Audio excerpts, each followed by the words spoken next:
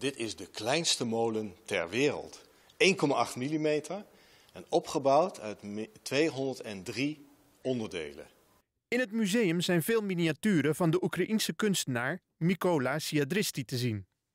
Een menselijke haar, uitgehold en gepolijst. En in die menselijke haar een roos met kleur opgebouwd. Het grootste is een mug, 6 mm. Groter kan niet. Mykola heeft jaren aan zijn miniaturen gewerkt. Je moet je voorstellen, het is natuurlijk handwerk. Hij doet het met zijn vingers. Tussen 2 hartslagen door werkt hij. Dan weer niet. Dan weer even pauze en dan werkt hij. Een hartslag zou de boel in de war brengen? Ja, je hebt die trilling gaat natuurlijk uiteindelijk door in je bloedsomloop en ook in je vingers. En op deze schaal, deze microschaal, ja, dan kun je het gewoon niet hebben. Woensdag is het museum open voor publiek.